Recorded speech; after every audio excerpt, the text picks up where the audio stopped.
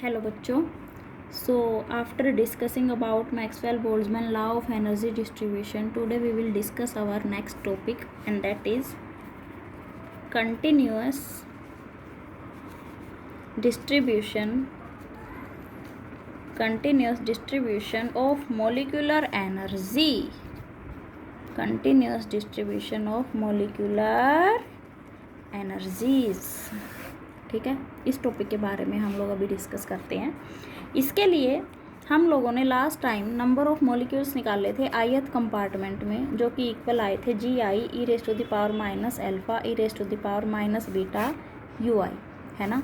यही निकाले थे. अब हम लोग लेके चलते हैं कि जो हमने नंबर ऑफ मॉलिक्यूल्स लिए थे सिस्टम के अंदर, गैस सिस्टम के अंदर जो n लिया था, अगर इसकी वैल्यू को इन्फिनिटी तक अप्रोच कर दिया जाए, अगर नंबर ऑफ मॉलिक्यूल्स की वैल्यू को इन्फिनिटी तक अप्रोच कर दिया जाए, मतलब number of molecules are very large, और जो मोमेंटम इंटरवल हम लोग लेके चल रहे हैं फेज स्पेस के अंदर, हमने मोमेंटम इंटरवल की बात की थी P2 P प्लस dP, और जो इसके अंदर मोमेंटम है उसे हम लोग एक्सप्रेस करेंगे एनर्जी U की टर्म्स में. ठीक है, तो वहीं से एक बार हम लोग सारा स्टार्ट करते हैं जहां हमने लास्ट टाइम किया था. यहाँ से क्या करेंगे कि नंबर ऑफ जो एनर्जी है हर एक इंटरवल के अंदर U1 U2 up to so on UK. Okay, and हम लोग एक पर्टिकुलर एनर्जी इंटरवल ले लेते हैं जो कि होगा U2 U प्लस DU. इसके बीच में मतलब कि विड्थ क्या हुई इस एनर्जी इंटरवल की, DU. तो इसके बीच में कितने एनर्जी, कितने मॉलिक्यूल्स लाई करेंगे वो हम लोग निकालना चाहते हैं. ठीक है, नाउ हम लोग एक यूनिट इंटरवल कंसीडर करेंगे एनर्जी का. एक यूनिट इंटरवल ये निकालने के लिए हम लोग पहले एक यूनिट इंटरवल के अंदर नंबर ऑफ मॉलिक्यूल्स निकाल लेंगे. तो 1 यूनिट इंटरवल कंसीडर करने के लिए मैं ले लेती हूँ energy between U minus half to U plus half. इसके बीच में जो नंबर ऑफ मॉलिक्यूल्स हैं उनकी एनर्जीज मैं फाइंड आउट करना चाहती हूँ. Now for finding the number of molecules in this unit interval we will use this equation, and यहाँ हम लोग लेते हैं NU is equal to GU e raise to the power minus alpha e raise to the power minus beta U. देखो ith मैंने यहाँ पर एक यूनिट इंटरवल लिया है ना, तो इसीलिए मैंने यहाँ U लिया. NU is equal to GU e raise to the power minus alpha e raise to the power minus beta UI की जगह U, because we are taking U as a unit interval. ठीक है, GU क्या है, number of phase space cells between the unit energy interval. Unit energy interval के अंदर कितनी number of phase space cells हैं, number of phase space cells. ठीक है, अब उसके बाद अगर मास ले लेती हूँ मैं सिस्टम का, जिसे कि m से रिप्रेजेंट किया जाता है, और मोमेंटम है उसे रिप्रेजेंट किया जाएगा P से, तो P is equal to mv. हम सबको पता है इस बारे में. ठीक है, तो जो एनर्जी होगी सिस्टम की U is equal to half mv square, हमें इस बारे में भी अच्छे से पता है. तो यहाँ से U is equal to P square by 2mv हम लोग इजीली लिख सकते हैं ना. फिर भी एक बार देख लेते हैं ये कैसे लिख दिया भाई. U is equal to half m square v square by m से मल्टीप्लाई कर दिया, m से डिवाइड कर दिया. ठीक है, एक बार फिर ये क्या हो गया, P is equal to mv था, तो ये क्या हो गया, P स्क्वायर हो गया. इसीलिए U is equal to P square by 2m आ गया. यहाँ से P की वैल्यू क्या आएगी, P स्क्वायर की वैल्यू 2mu, और P की वैल्यू क्या आएगी, अंडर रूट ऑफ 2mu. इन रिजल्ट्स का हम लोग फर्दर यूज़ करेंगे. ठीक है, अभी आगे देखते हैं हम. फिर हमने U को तो इक्वल रख दिया भाई P स्क्वायर बाई 2m के, और हमारे पास एक्सप्रेशन क्या था, NU is equal to GU e raise to the power minus alpha e raise to the power minus beta U. तो यहाँ से NP is equal to GP, U को P से रिप्लेस करेंगे ना, P की टर्म्स में लिखेंगे, तो NP is equal to GP e raise to the power minus alpha e raise to the power minus beta P square by 2m. NP क्या represent कर रहा है यहाँ, number of molecules lying in the momentum interval, unit momentum interval, मतलब कि p-½ से लेके p+½ तक कितने नंबर ऑफ मॉलिक्यूल्स लाई करते हैं इन द यूनिट मोमेंटम इंटरवल, उसे रिप्रेजेंट किया गया है यहाँ एनपी से, इन द यूनिट मोमेंटम इंटरवल। अब क्योंकि मुझे एक इंटरवल में निकालने थे p से लेके p+dp और मेरे पास यूनिट इंटरवल के अंदर नंबर ऑफ मॉलिक्यूल्स आ गए, तो अगर मैं इसे विड्थ से मल्टीप्लाई कर दूं dp से, तो जो इस विड्थ के अंदर नंबर ऑफ मॉलिक्यूल्स हैं वो आ जाएंगे। तो इसीलिए NP/dP is equal to GP e⁻⁴ e⁻⁻β p² (2m)dp। ठीक है। अब जीपी की वैल्यू भी हम लोगों ने लास्ट टू लास्ट वीडियो के अंदर फाइंड आउट की थी, number of phase space cells lying in the momentum interval p2 p+dp। तो हम लोग वो वैल्यू पुट कर देते हैं, NP/dP is equal to 4πv p² h0³ e⁻⁴ e⁻β p²/2m dp।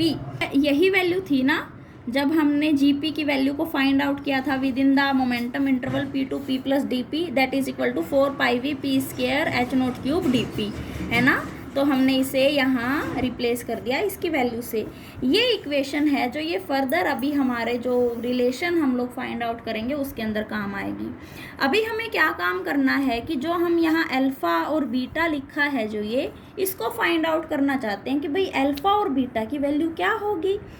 तो अल्फ़ा और बीटा फाइंड आउट करने के लिए हमने इस टॉपिक की स्टार्टिंग में ही n को बहुत ज़्यादा लार्ज लिया था कि वो इन्फिनिटी को अप्रोच करता है, ठीक है। तो उसकी कुछ ना कुछ, हर एक मॉलिक्यूल की कुछ ना कुछ मोमेंटम रेंज भी होगी। मैं ले लेती हूँ कि मैक्सिमम जो मोमेंटम रेंज है वो p मैक्स है, ठीक है। तो इसीलिए जो नंबर ऑफ मॉलिक्यूल्स हैं उनकी टोटल मोमेंटम होगी 0 से लेके p मैक्स तक। अब जो टोटल नंबर ऑफ मॉलिक्यूल्स हैं having the momentum p to p max, मैं उसे फाइंड आउट करना चाहती हूँ।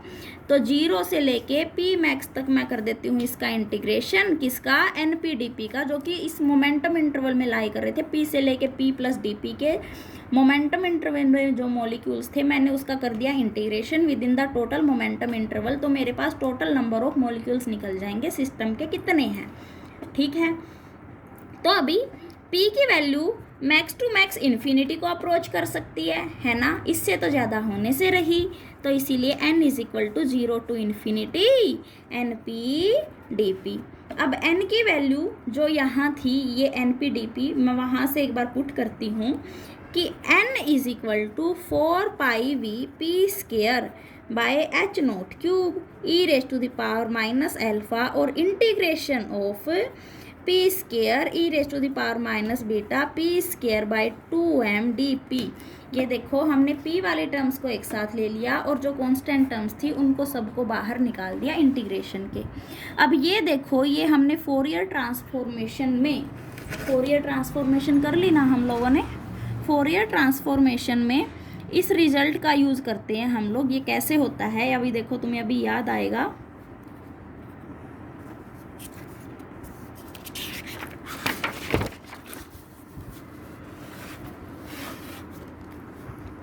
ये देखो फोरियर ट्रांसफॉर्मेशन के अंदर एक स्टैंडर्ड रिजल्ट होता था जो कि होता था 0 to infinity x² e⁻⁻a x² तो इसको लिखा जाता था 1/4 π/a³ था ना ये स्टैंडर्ड रिजल्ट। तो यहाँ से हम लोग अब इसकी वैल्यू फाइंड आउट करना चाहते हैं 0 to infinity p² e⁻⁻β p²/2m dp। तो यहाँ देखो x की जगह p आया और a की जगह क्या आया, β/2m, ठीक है। तो सिंपली रिप्लेस कर देंगे 1/4 π/a की जगह क्या आ जाएगा, β/2m, β/2m की पावर 3 अंडरूट था तो इसीलिए कैसे लिखेंगे 1/4 π β/2m की पावर 3/2। तो अब इस इक्वेशन को यहाँ पुट कर देते हैं n के अंदर। n इज इक्वल टू क्या आएगा अब 4πv h0³ e⁻⁻α into 1/4 π β/2m की पावर 3/2, ठीक है। तो 4 से 4 कैंसिल हो गया, बाकी हम लोग एक बार लिख लेते हैं। पाई को इधर ले जाएंगे, v/h0³ e⁻⁻ अल्फा, पाई की पावर 1 + 1/2 क्या हो जाएगा 3/2, तो पाई की पावर 3/2 हो गया। 2m को भी ऊपर ले जाते हैं, तो 2πm/β की पावर 3/2, ये क्या आ गई, अब n की वैल्यू आ गई।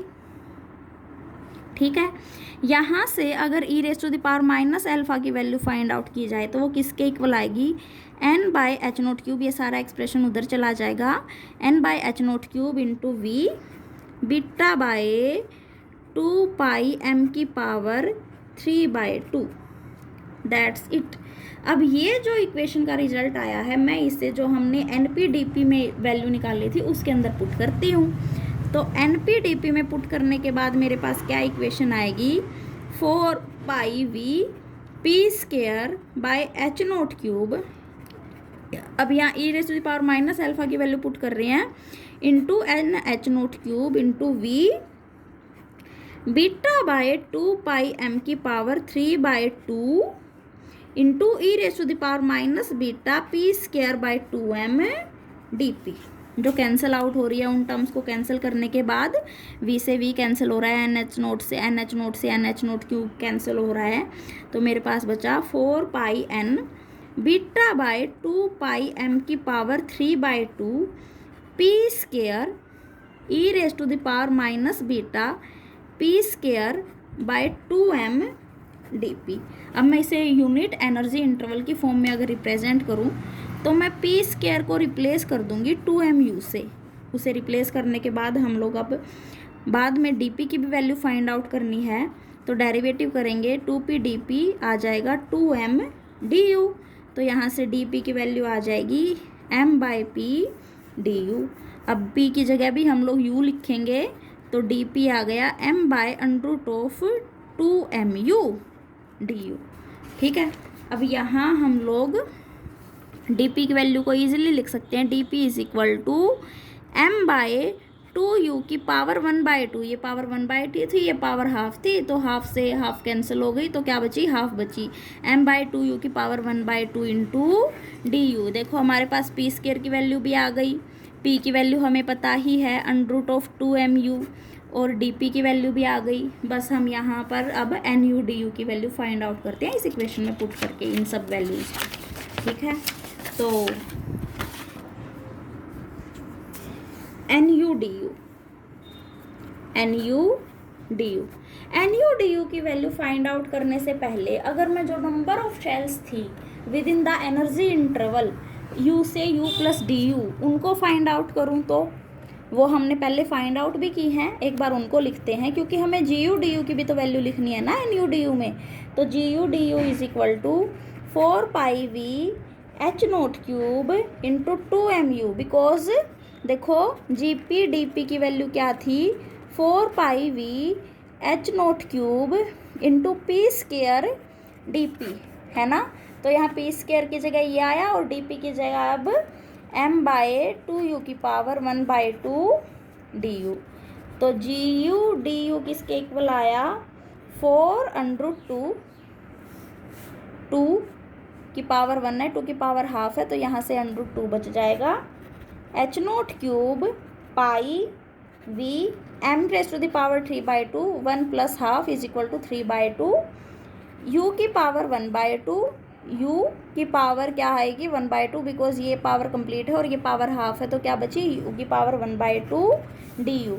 gu du की वैल्यू आ गई। अब इजीली हम लोग nu du की वैल्यू फाइंड आउट कर सकते हैं। nu du = 4πn β/2πm की power 3/2 2mu e⁻⁻βu into m/2u du। ये देखो, ये gu du की वैल्यू को पुट करके हम लोगों ने nu du की वैल्यू को निकाल लिया। अब इसे सोल्व आउट करते हैं एक बार, थोड़ा सा जो टर्म्स कैंसिल हो रही हैं उन्हें कैंसिल होने के बाद करने के बाद लिखते हैं, 2n √π β की power 3/2 into under root of u e raise to the power minus of beta u D u. ये कैसे आया बेटा, ये देखो ये पावर 1 है, ये पावर क्या है 3/2 है, तो नीचे बचा 1/2 पावर है ना। यहाँ से फिर ये 2 की पावर 3/2 है, ये 2 की पावर 2 है, तो यहाँ और ये 2 की पावर 1 है, तो कंप्लीट मुझे पास बचा 1 पावर 2। ठीक है, उसके बाद n मेरे पास सेम बचा, बीटा की पावर 3/2 ऐसे ही है। यहाँ से u और u की पावर हाफ बचेगी क्योंकि ये पूरी पावर है और ये हाफ पावर है, तो यहाँ से हाफ बची, ई की power minus of beta u D you. तो ये एक्सप्रेशन हम लोगों ने अब निकाल लिया कि n U D u number of molecules, मतलब कि number of molecule within the unit energy interval तो थे एन यू, और जब हमने उसे within the interval u से लेके यू प्लस डी यू निकाला तो हमने उसे मल्टीप्लाई कर दिया था डी यू से, और मेरे पास आ गया ये expression n U D u, मतलब कि number of molecules within the interval d you. तो अब मैं टोटल एनर्जी निकालना चाहती हूँ सिस्टम की। टोटल एनर्जी निकालने के लिए ऑब्वियसली जो इसके अंदर नंबर ऑफ मॉलिक्यूल्स है वहाँ उसका इंटीग्रेशन कर देती हूँ। इंटीग्रेशन कर दूँ मैं इसका 0 to इन्फिनिटी, तो total energy U is equal to n U D u. अब भाई ये n कहाँ से आ गया मैडम, क्यों n क्यों आया, क्योंकि टोटल एनर्जी जब निकाल लेंगे तो ये तो वो नंबर ऑफ मॉलिक्यूल्स हैं जो कि इस पर्टिकुलर इंटरवल में लाई कर रहे हैं ना, तो हमें टोटल नंबर ऑफ मॉलिक्यूल्स से भी तो इसे मल्टीप्लाई करना पड़ेगा, इसीलिए यहाँ n आया। ठीक है, और 0 to infinity N U D you.